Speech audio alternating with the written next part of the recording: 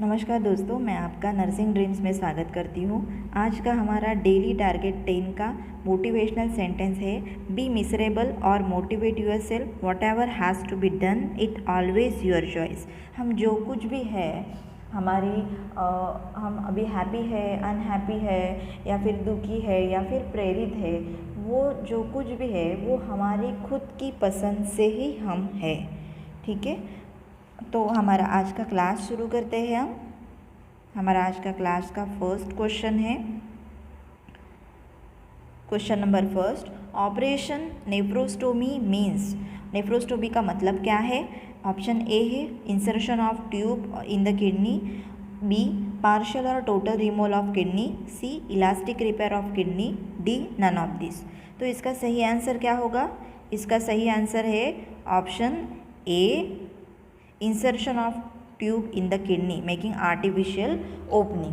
पहले तो हम नेफ्रोस्टोमी का मतलब ही यही है, लेकिन नेफ्रोस्टोमी को हम अच्छे से समझ लेते हैं। नेफ्रोस्टोमी का मतलब क्या है? नेफ्रोस्टोमी का मतलब ये है कि एक किडनी का यूरेटर जो रहते हैं वो ब्लॉक हो जाते हैं, और ब्लॉक होने से क्या होता है, यूरिन उससे पास नहीं हो सकता यूरेटर से। तो इसलिए क्या किया जाता है, एक ओपनिंग बनाई जाती है किडनी से लेकर आउट ऑफ द बॉडी, मतलब बॉडी के स्किन के ऊपर एक ओपनिंग की जाती है, वो जाती है किडनी के यहाँ तक। तो वहाँ से एक ट्यूब इंसर्ट की जाती है, और ट्यूब इंसर्ट की जाती है तो उसमें से यूरिन बैग में वो यूरिन पास हो जाती है। ठीक है, तो इसको हम क्या बोलते हैं? नेफ्रोस्टोमी। ओके, ट्यूब को हम कैथेटर भी बोल सकते हैं। It is a thin flexible tube और catheter goes through the opening into the kidney. Okay, तो ये क्यों होता है? बेसिकली ये कैंसर केसेस में होता है, जिनको कैंसर की ट्रीटमेंट दी जाती है। तो कैंसर के ट्रीटमेंट के दौरान क्या होता है, वहाँ के जो यूरेटर्स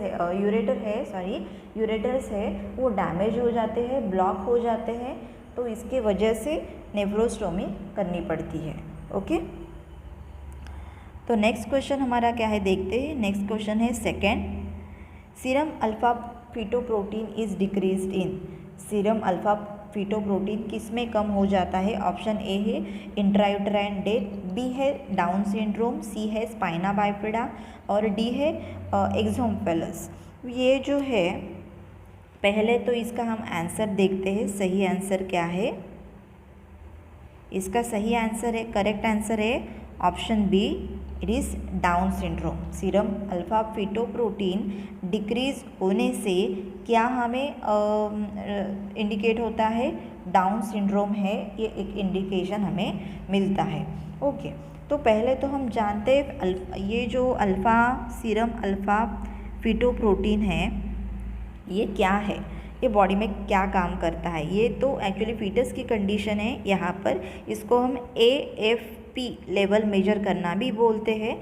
तो ये अल्फ़ा फीटोप्रोटीन जो है वो प्रोटीन लीवर में प्रोड्यूस होता है। डेवलपिंग फीटस, मतलब जब फीटस डेवलप होता है तब फीटस के लीवर में वो प्रोड्यूस होता है, और उसका थोड़ा पार्ट जो है वो प्लासेंटा को पास हो जाता है, और थोड़ा पार्ट जो है वो मदर के ब्लड में पास हो जाता है। तो वो जो मदर के ब्लड में पास हो जाता है उससे ही हम क्या करते हैं, अल्फ़ा फीटोप्रोटीन का लेवल जो है वो मेजर कर सकते हैं, ताकि हमें पता चले कि फीटस को जेनेटिक प्रॉब्लम है या फिर कोई और प्रॉब्लम है।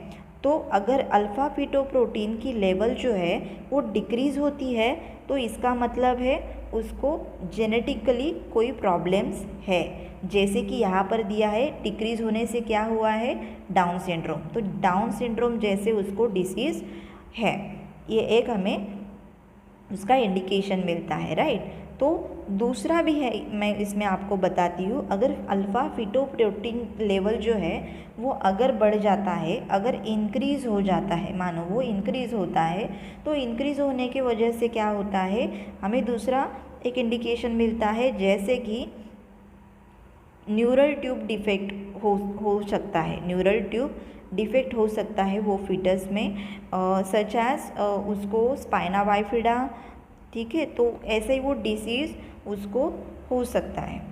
तो यह रहा हमारा क्वेश्चन नंबर सेकेंड। तो क्वेश्चन नंबर थर्ड की ओर बढ़ते हैं हम। क्वेश्चन नंबर थर्ड क्या है देखते हैं। क्वेश्चन नंबर थर्ड है autologous bone craft is commonly taken from. Autologous bone craft commonly कहाँ से लेते हैं। ऑप्शन ए है इलियाक क्रेस्ट, बी है टिबियल ट्यूबरोसिटी, सी है ग्रेटर ट्रंकर और डी है फिबुला। तो इसका सही आंसर है, इसका करेक्ट आंसर है ऑप्शन ए इलियाक क्रेस्ट। पहले तो हम क्या देखते हैं, ऑटोलॉगस बोन ग्राफ्ट मतलब क्या है। ऑटोलॉगस बोन ग्राफ्ट मतलब क्या है।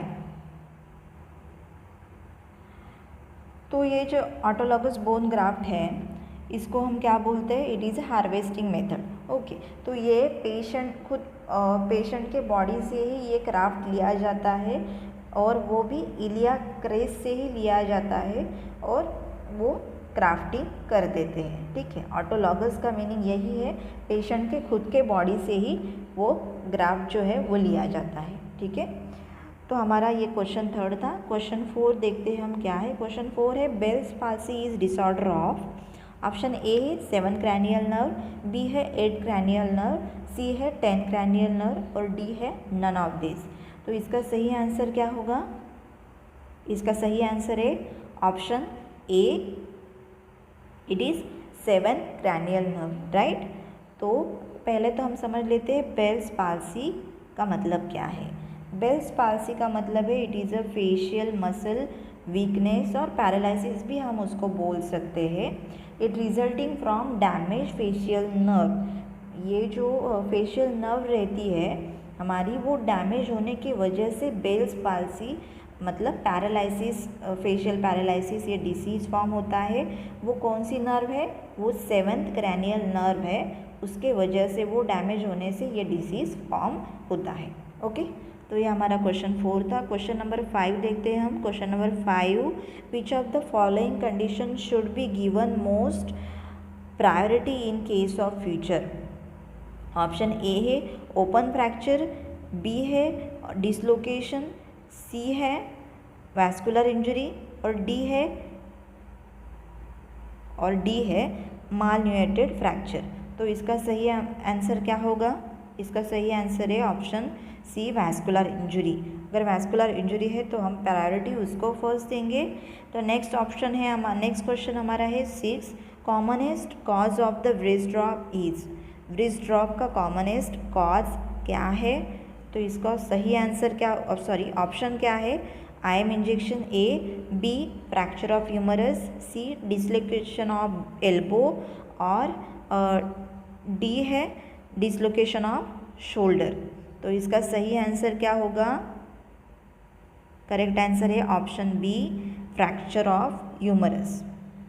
ओके, तो पहले तो हम व्रिस्ट ड्रॉप का मतलब क्या है वो जानते हैं। व्रिस्ट ड्रॉप का मतलब है व्रिस्ट के जो मसल है वहाँ के वो कंट्रोल नहीं होते हैं, मतलब उस वहाँ पर जो मूवमेंट रहती है वो वीक होती है, या फिर मसल जो है वो मसल वीक होने के वजह से व्रिस्ट जो है हमारा नीचे की तरफ ड्रॉप हो जाता है। तो इसको हम क्या बोलते हैं, व्रिस्ट ड्रॉप। ये किसके वजह से कंडीशन होती है, या ये जो कंडीशन है वो रेडियल नर्व जो रहती है हमारी, जो आर्म से आती है, वो हमारे हैंड में रहती है, वो व्रिस्ट तक रहती है, वहाँ के जो मसल है, वहाँ की जो एक्टिविटी है या फिर मूवमेंट है वो कंट्रोल करने के लिए ये मीडियन जो नर्व है हमारी रेडियल नर्व वो काम करती है, उसका फंक्शन करती है। तो मेनली ट्राइसेप मसल जो है वो कंट्रोल करती है रेडियल नर्व। तो वो डैमेज होने से क्या होता है, रेडियल नर्व व्रिस्ट ड्रॉप होता है। ठीक है, जैसे कि यहाँ पे ऑप्शन दिया है फ्रैक्चर ऑफ ह्यूमरस। जैसे कि ह्यूमरस अगर फ्रैक्चर हुआ तो उसके बाजू में ही रेडियल नर्व रहती है, तो वो फ्रैक्चर में डैमेज हो गई तो व्रिस्ट ड्रॉप की कंडीशन फॉर्म हो सकती है। ओके, तो नेक्स्ट क्वेश्चन क्या है हमारा 7th, when the patient is admitted with the renal calculi, the nurse care plan should be include. अगर पेशेंट रीनल कैल्कुलाई के लिए एडमिट हुआ है तो नर्स को केयर प्लान में क्या इंक्लूड करना चाहिए? ऑप्शन ए है लिमिटिंग फ्लूइड इनटेक, बी है स्ट्रेनिंग द यूरिन, सी है limiting the food intake, D है मेंटेनिंग द बेड रेस्ट। तो इसका सही आंसर क्या होगा? इसका सही आंसर है option b straining the urine. Urine strain करता रहना चाहिए क्योंकि तभी पता चलेगा अगर स्टोन है तो वो बाहर आया कि नहीं, तो वो स्ट्रेनिंग ऑफ द यूरिन से ही पता चलेगा। तो नेक्स्ट है question number 8। Polio paralysis differs from the paralysis due to the following cause. तो इसका ऑप्शन ए है वीकनेस, बी है डिफॉर्मिटी ऑफ लिम्ब, सी है नो सेंसरी लॉस, डी है full recovery is possible. Polio paralysis और paralysis के बीच में क्या अंतर है, मतलब क्या हो सकता है? पोलियो पैरालिसिस तो सबको पता है, पोलियोमाइलाइटिस उसको हम बोलते हैं, ये इन्फेक्शन की वजह से होता है और इससे क्या होता है, सीएनए सेंट्रल नर्वस सिस्टम को अफेक्ट करता है। बाद में उसके मसल जो है बॉडी के वो वीक हो जाते हैं, तो उसको ही हम क्या बोलते हैं? पोलियोमाइलाइटिस। और पैरालिसिस मतलब it is a loss of function. Okay, तो इसमें सिर्फ क्या डिफरेंस है पोलियोमाइलाइटिस में? पोलियोमाइलाइटिस में क्या नहीं होता है? सेंसरी लॉस नहीं होता है। तो इसका करेक्ट आंसर यही है, नो सेंसरी लॉस। ओके, तो क्वेश्चन नंबर 9 क्या है देखते हैं। क्वेश्चन नंबर 9 है test for a carpet tunnel syndrome. Option ए है बीपी टेस्ट, बी है 10th median nerve trace test, C है फैलेंस टेस्ट, डी है ऑल ऑफ द अबव। तो इसका सही आंसर क्या होगा? इसका सही आंसर है option c Phalen's test. Okay, तो पहले तो हम जानते हैं कार्पेल टनल सिंड्रोम क्या है। What is carpel tunnel syndrome? Carpel tunnel syndrome जो है वो हमारे जो हैंड है वहाँ पे की जो एक नर्व रहती है मीडियन नर्व, वो स्क्वीज़ या फिर उस पर कॉम्प्रेशन आने से क्या होता है, वहाँ पर ब्रेस्ट में पेन या फिर नमनेस या फिर टिंगलिंग सेंसेशन जैसे झुंझुनी आना, ये सब वहाँ पे सिम्टम्स दिखाई देती है, तो उसको हम कार्पेल टनल सिंड्रोम बोलते हैं। तो इसके लिए बेसिकली क्या करते हैं, एक टेस्ट करते हैं, वो होती है फैलेंस टेस्ट। फैलेंस टेस्ट में होता क्या है, हमारे जैसे हम नमस्कार करने के लिए जैसे हाथ उठाते हैं वैसे ही सेम हमें डाउन डायरेक्शन में करना है, दोनों हाथ नीचे की तरफ 90 डिग्री एंगल में कर्व करना है। और अगर तभी करने के टाइम हमारे व्रिस्ट में पेन होता है बहुत ही ज़्यादा या फिर नमनेस फील होता है, टिंगलिंग सेंसेशन फील होता है, तो इट इज़ ये टेस्ट जो है वो कार्पेल टनल सिंड्रोम की वो टेस्ट पॉजिटिव होती है। ओके, तो ये था हमारा क्वेश्चन नंबर 9। हमारा क्वेश्चन नंबर लास्ट हम देखते हैं 10। Common site of the prolapse is option a C2 to C6, b T8 to T9 और C option L4 to C5 और D option L5 to C1। तो यहाँ का सही आंसर क्या होगा? इसका करेक्ट आंसर है